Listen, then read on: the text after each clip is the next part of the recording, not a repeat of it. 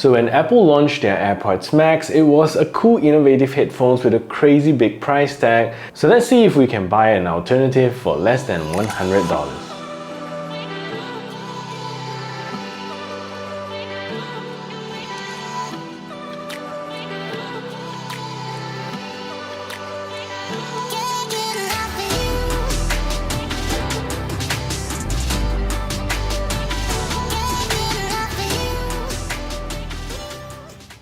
So I've personally bought the Baseus Bowie H2 Headphones here for review because I thought that if this could be the answer to those looking for an AirPod Max alternative, then this one will definitely be it. So the H2 retails for a not so cheap price for a Baseus product, coming in at 350 Malaysia ringgit or about 80 US dollars. But if it rivals the AirPod Max, then it's slightly a cheaper alternative. So if you're interested in buying these headphones, do check out my links in the description below. So the H2 is designed somewhat like the AirPod Max, and apart from the headband design up here, the rest are pretty synonymous to the AirPod Max. So there are some key design differences here and there. First of all, with the ear cups where you get this two silver grille right in front here, and also you don't get the control scheme of the AirPod Max with the rotating dial on top. You also don't get the magnetic ear cups for easy interchangeability, so this one doesn't remove easily. And lastly, you're also gonna get a different headband where there's no netting at the top here and it's replaced with this soft leatherette design. So now with the differences aside, let's talk about what you're gonna get here. So at the top of the headband, you're gonna get a Baseus branding, which is pretty nicely embossed at the top, and it feels like a soft foam sponge here with not a lot of padding, but it feels okay on the head. And at the side here, you're gonna get a smooth clickless stem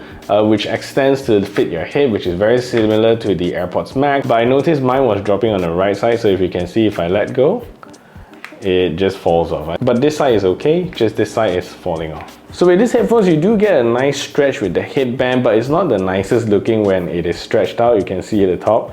But this is similar to also almost all headphones out there. But fortunately, it does go back to its original shape, very nice. So the ear cups here is also very nice. It has a metal-like finish and also comes with a memory foam leatherette finish at the ear cups here. So if you press, you can see it's somewhat memory foam, but it does come back very fast, but it fits very comfortably on the ears. So to identify the left and right of the ear cups, just look inside of the ear cups and you will see the L and R indicator, so you know which is left and right. So moving on to the left ear cups, this is where you get a whole bunch of controls, and you're also going to get a USB Type-C charging port to charge up the headphones quickly.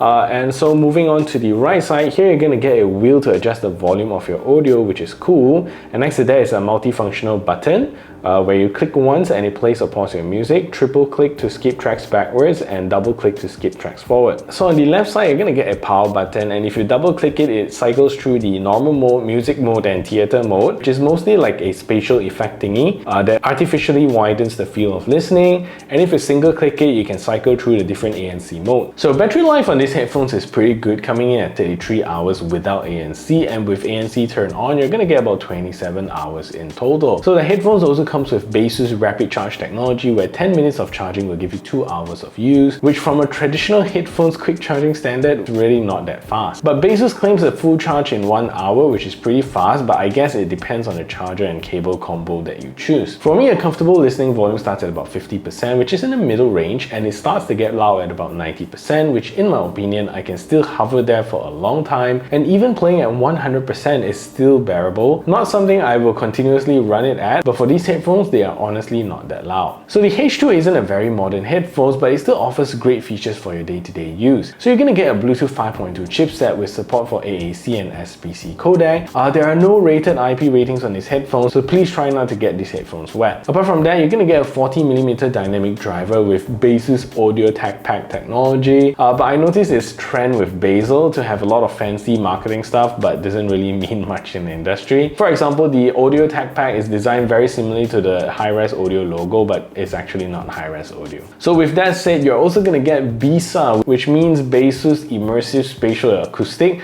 or in Indonesian means CAN. But what that is some form of artificial spatial audio simulation, but in my opinion, it's not really well executed, and it does mess with the sound quality, which is not welcoming in my opinion. So you're also going to get an over-ear detection on the left ear cup, so if you lift it up, it'll pause the audio. So lastly, there is no multi-point connectivity on this headphone. So the Baseus app is also very simple, and you're also going to get a display of the headphones here with the battery percentage at the bottom, and below there you're going to get spatial acoustic settings, which is that BISA thingy, and you're going to get normal music and gaming mode. But honestly, don't use this in my opinion because it makes the audio sound like you're listening to FM radio, which is terrible in my opinion. Below there you're going to get ANC controls, and you're going to get transparency mode and noise reduction mode, and inside you can choose between depth or mild, only 2 settings. So below that you're also going to get to adjust your button controls as well if you want to change them, but I think the original one that comes with it is pretty good. Finally, you're going to get both wearing detection, which is the the one that you lift off your left ear cups, and also low latency mode, which turns on the 38 milliseconds gaming mode. So that's all the features you get with the Baseus app.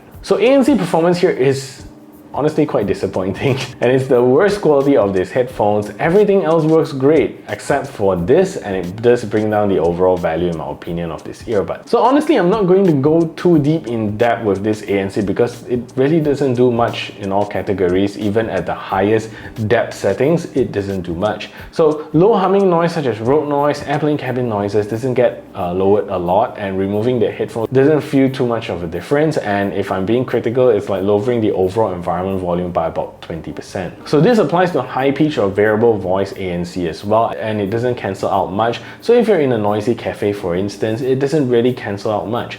With that said, I would rather pick the Baseus Bowie WM05, which has pretty good ANC, which is a very big stark difference. Wind noise is also not controlled well, and with direct wind blowing at it, it does buffer quite a lot.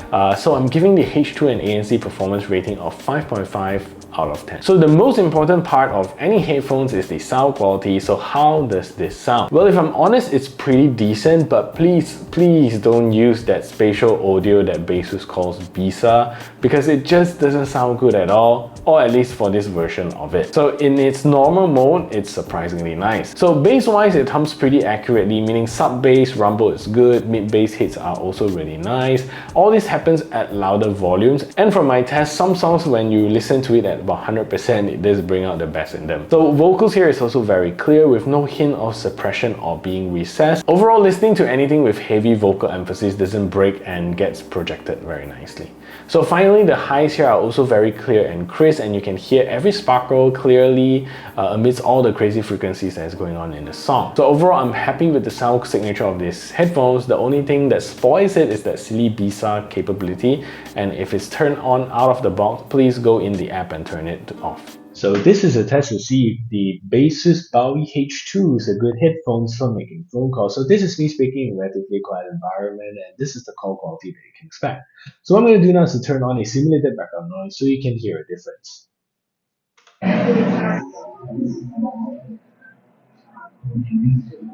So now there's a simulated background noise playing in the background, and this is the call quality that you can expect. So what do you think of the call quality? Let me know in the comment section down below. So latency with the 38 millisecond gaming mode turned on is nice and snappy, and overall gives a really enjoyable experience when gaming or watching videos or movies. So let's take a look at the latency performance of these headphones.